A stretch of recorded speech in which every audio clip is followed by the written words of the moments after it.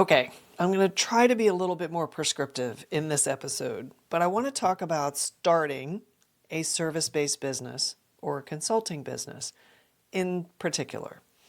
That's probably where I have the most experience and where I'm working with most of my clients are in that kind of space because so many corporations are riffing executives and they're like, I'm not done yet. I still got lots of things to give. I want to keep working. I want to keep doing stuff.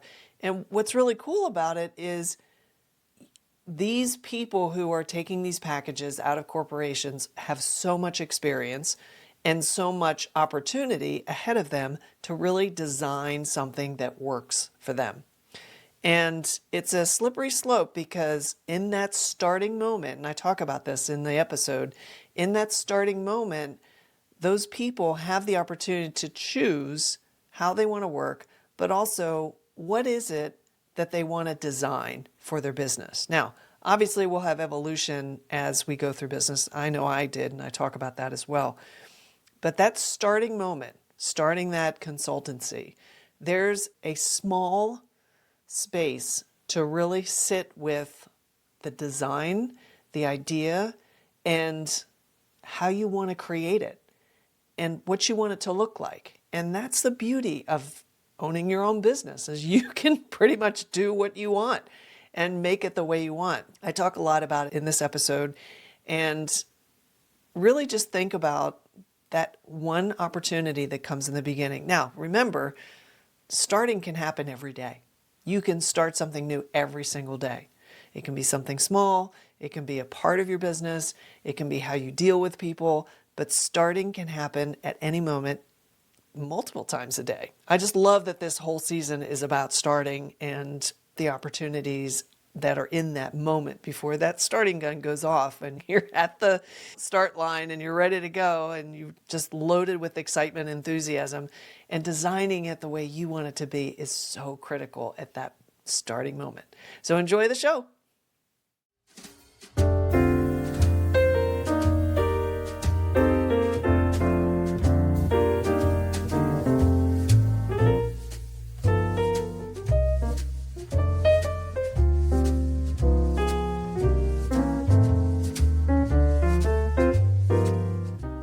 Welcome to My Solopreneur Life. I'm Terry Pappy, your gracious host, and I am so glad you're here. I have a wonderful episode for you. Sit back, relax, and let's have some real talk about what it is to be a solopreneur.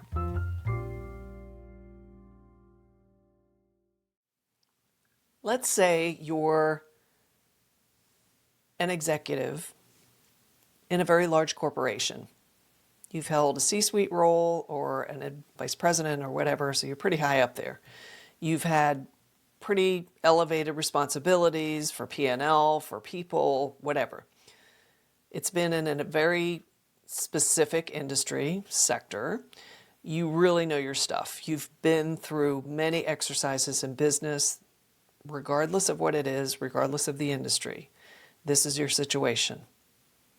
Then your company offers you a package to leave, which is happening quite a bit in today's corporate America because of many factors, but primarily it's around cutting costs, reducing salary bloat, and kind of doing a reshuffling of the deck. A lot of companies are going through cultural changes, they're going through directional, strategic changes, and many executives who have been with these companies for a long time, for 10, 20, 30 years, are getting shuffled out.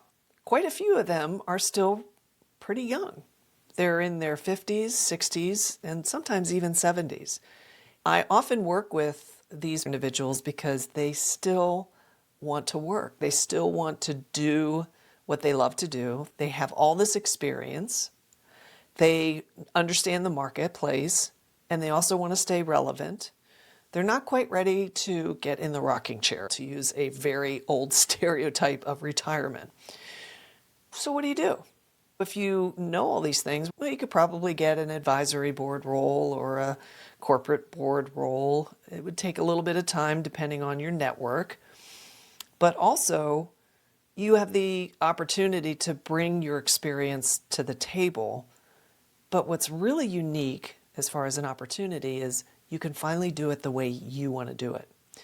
And this is the opportunity that I tell all of my new consultants, folks that were in the C-suite world, have been packaged out, and they want to start their own consulting service. They rely a lot on what they used to do without reforming a new direction based on what they would like to do. And so this episode I want to talk about in the context of starting. If this was something that you were in a situation where you were let go of your role, whether you're an executive or not, like me, I was a director at Marriott. I got laid off because of the economy. And there was a lot of people that were getting laid off at the time. This is back in '06 during the financial crisis. The first thing I wanted to do was just keep doing what I was doing because I did enjoy the work I was doing creatively, but I could also do so much more. And that was what was really cool about when I started my business as a freelancer, marketing, creative services, building websites, designing logos, that kind of stuff. They're real basic stuff back then, but now it's so much more sophisticated. I suddenly had the freedom to do it the way I wanted to have the flexibility of bringing more of my past skills that I really wasn't using in my most recent job with Marriott to the table and kind of blend things together and then start to create my own approach and style of how I work and to what it's evolved to today. When I started, though, I didn't think about it that way. It was a desperate situation because it was not long after my husband passed away. I had 2 mortgages, and that job was my life raft. And so when I was laid off, as many other folks were, as a reduction in force, I was pretty scared and pretty diminished from the standpoint of the grief I was experiencing losing my husband. And so I didn't have a lot of confidence in my business, so I didn't really think about how do I position myself? How do I start? It was an evolution through learning how my clients that I worked with well, what they needed, what I was really good at, and just kind of finding that lane in that combined both of those together. But I remember when I started, that was a service-based business. Yes, creative agency, whatever you want to call it, but it was service-based. In other words, I delivered service and I also delivered a tactical product, a website or a piece of copy or a brochure or whatever. I was making stuff through my own creative ability. But in essence, it was a service-based business. And I had all kinds of struggles with how do I price myself?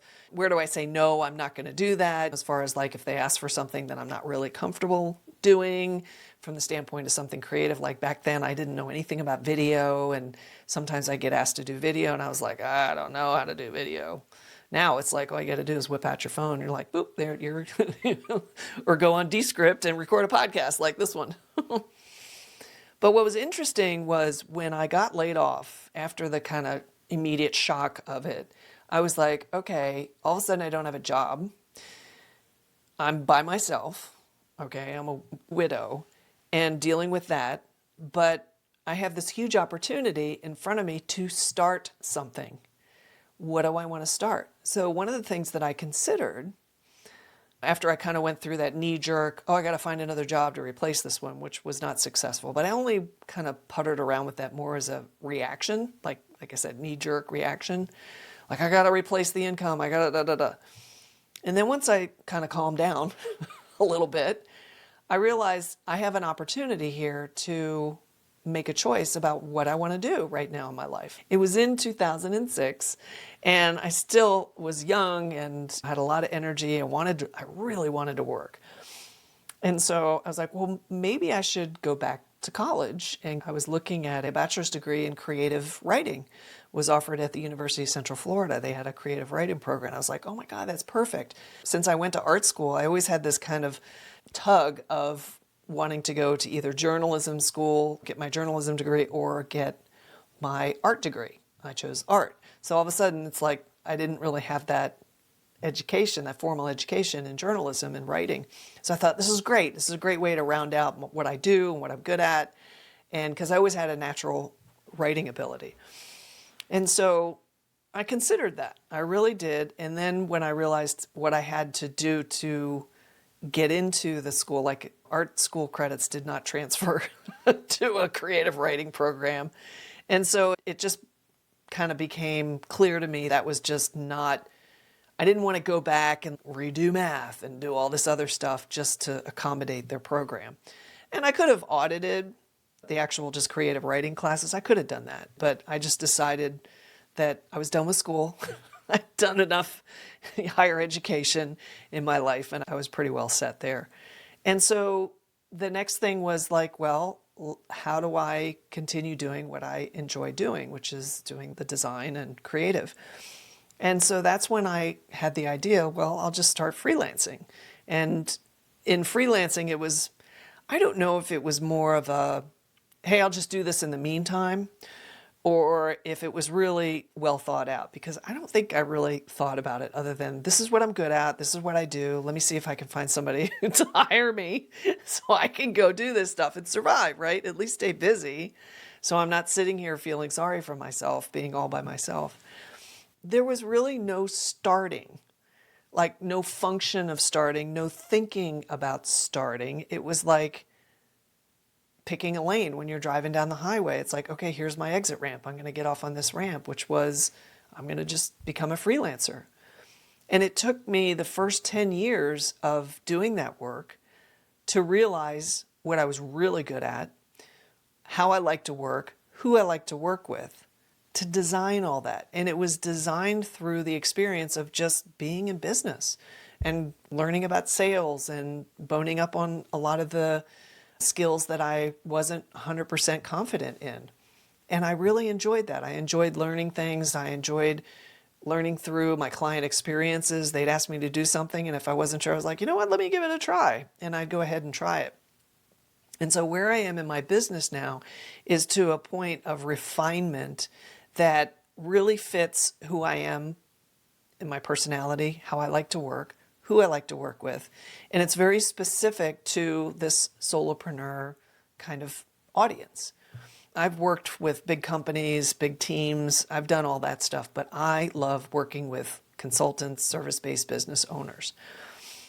When you're looking at starting a business based on consulting, going back to my earlier example of that executive that gets the package and gets laid off, and they're like, I'm going to hang out my own shingle. I'm going to do my own thing. I'm going to take what I've learned and done, and I've got a good reputation in the marketplace. I don't have a non-compete, so I can get out there and I can go after some of the businesses that perhaps my company used to go for, or even if I did have a non-compete, I would still be able to find lots of opportunities. But here's the thing, when you look at starting a solopreneur, one-person business, or a service-based business as a consultant, since that's what I want to focus on in this episode, you have to think of so many different things. But starting is really about understanding why you're doing what you're doing. I see this time and time again where consultants will try to replicate what they did in their role as an executive. But what's different is they don't have the constraints of the corporate body, but they also don't have the support structures that the corporate body offers. And so they have to figure out how to do a lot of things that they didn't really have to do before, from bookkeeping to marketing to communications to getting the materials together as far as what am I offering? What am I really doing in this business, and how can I help people? And so starting is about that click in moment where the idea clicks in. This is what I'm going to do. And I will give you this. This is the most important thing about starting anything, whether it's a business or whether it's a project at home, a relationship, whatever.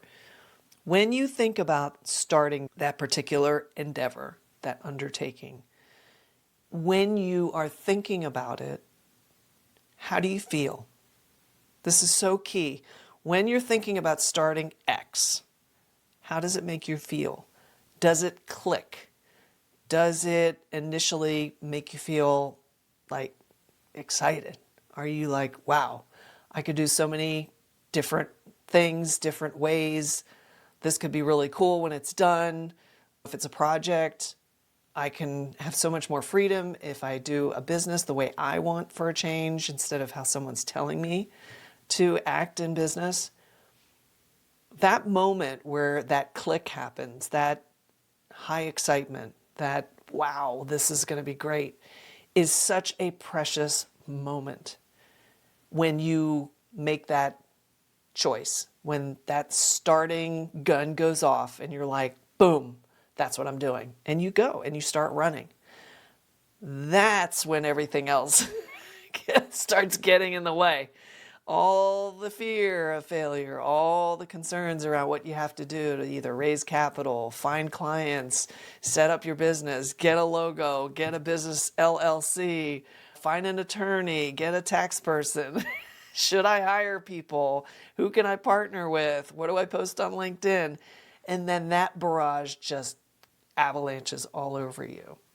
So when you're starting a service-based business, keep in mind that it's service-based, meaning you're there to provide a service to a customer or client. And I use customer and client interchangeably, depending on the industry. Some people say customer, some people say client. Me, I say client, I say customer, I say both. Because they're synonymous to me. And so you're there to provide service. And my nephew Paul talks about this so much because he definitely has a servant attitude about his business and his customers. And he's changed and adapted his fastener business, because he's in the supply chain business, to accommodate what his customers need, what they're looking for, what their business challenges are, and how they want to expand. And he'll partner with them. And if it makes sense, he will take up that particular product line so that he can be their supplier. But the way he talks about service is quite remarkable. I really enjoy hearing him talk about how he builds his customer relationships. And when you're in a service business, it's easy to get caught up in what do you charge? Who do you work with? How do you find these people? What's your billing structure? Do you work on engagements? Do you work on projects? All that stuff, like that housekeeping stuff. And it's so easy to forget who you're doing it for and how you're going to serve them. Because I will tell you today, especially in the age of AI, the more human we can put into our business, the better off we're going to be. Now, that doesn't mean that we don't deploy AI, but we deploy it in a way where it helps us be more efficient and create more efficiencies and cost savings for our clients. Just wanted to put that little disclaimer in there.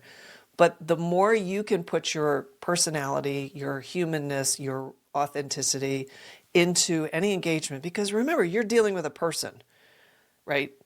That VIP who you're selling to, the stakeholder, that client that you're providing that service to, they have to get who you really are. And this is a lot easier for consultants to do, because with consulting, there is a level of trust that you have to build with, the really good clients get this. And building that level of trust where you become that trusted resource is so critical. And the only way you can deliver that is by being yourself, being real you, knowing everything you know, versus pushing all your knowledge out ahead of you.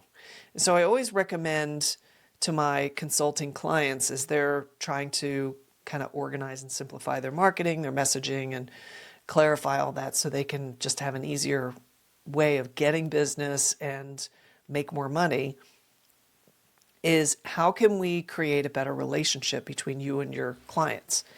And in consulting, it's very high touch. But what'll happen is eventually at some point that client of yours as a consultant, they will need a fresh, objective resource. And they will stop working with you as a consultant and then go work with another consultant. It's not necessarily meant as a negative against what you've brought to them over however long you've worked with them. But most organizations will understand that they need fresh perspectives on a pretty regular basis. So that's just inherent in the consulting business. And it makes perfect sense. It keeps things fresh, but there's a rare few in a service-based business that can create a long-term relationship where that client comes back to you over and over, whether it's even just a simple check-in or a question or whatever, but they know they can go to you and they can ask a question and you will give them a very authentic, honest answer because you've invested the time in building that relationship. You know them. You know what they're struggling with. I can't tell you how many times there have been consultants that have served someone in an organization and that person left that organization and went to a new one and they brought that same consultant in to help them in their new organization.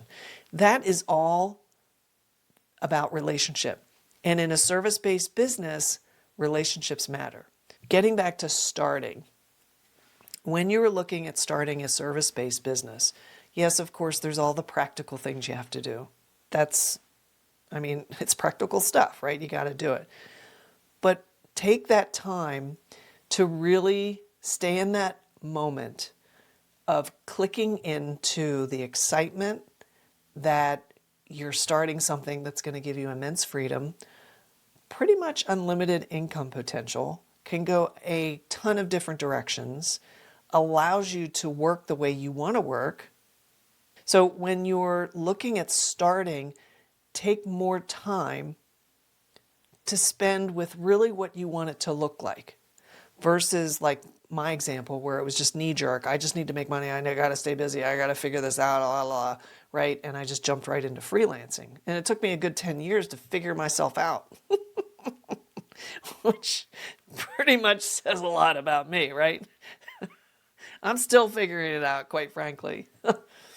But that's what I would recommend for anyone starting a service-based business. Know that your tendency is going to be to rely on what you did in that job, in that corporate role. It's also going to be easy for you to fall in the trap of describing yourself in that same way. Like, oh, I used to be good at P&L analysis, or I used to be really good at designing a hedge fund or whatever. And then you continue to do that. Now, I don't want to say you got to completely depart from what you were great at, but take that starting window, that opportunity to really look at and design something that is uniquely you and also uniquely inherent with your talents, your gifts, and your passion. Because that's what will give you longevity and the stamina to stay a one-person business, even if down the road you hire people and you grow and blah, blah, blah. In those early days, you need to spend that time really thinking about and reflecting what you want it to look like and stay with that. For the prompt for this episode is if you are considering a service-based business, and service-based businesses are really easy to start because they don't require you investing in a lot of equipment, overhead, product, supply, blah, blah, blah. You're basically selling yourself and your skills and your knowledge and what you can drive results around. And so take the time to really design what it is you want your consultancy, your service-based business to look like. Everything from how you want your day to be to who you want to work with, what you want to charge. A friend of mine is a very high-end pharmaceutical executive business coach. And I love this story, but he talks about how he made a decision when he started his coaching business that he wanted to be in the top 5% of all business coaches for this particular sector. And that entailed a lot of very specific things for him as far as lifestyle, what he charged, how he was referred and respected in that industry. Now, obviously, he had already built a reputation doing that type of work. But when he was able to make the decision to go full on and start like a legitimate full service business in the way that he did, he had to make that choice. And his choice was, I'm going to be the top tier. And that's it. And what's really interesting about that, he actually had a kind of like a little meeting about it where we all talked about, he shared his experience how he got started and why he made the very practical decisions that he did about where he wanted to play and where he wanted to be as far as income and all those things. And it was remarkable how clear cut it was. Like he decided. So starting is about making those decisions and honoring those decisions. And the best way to know if that's in alignment with who you really need to be in order to be true to yourself is how you feel. And if you're checking in with the emotional response around that idea, even though you might be a little nervous, the trepidation may creep in, that's okay. But at the core of it, if you just focus on if everything goes well, if I get everything I want, this is what it's going to look like, and examine what that feels like, that's the money shot right there. Making those decisions when you start, taking that time is so critical. Does that mean that you always have to stick to that? Absolutely not. I mean, look at me. I basically was like, I got to freelance, and look at what my business has evolved to today, which is very different. Even though I'm kind of doing similar stuff, it's a lot more strategic, more powerful, more potent, the work I do, versus just executing a tactic, because anybody can do that, right? It's a commodity.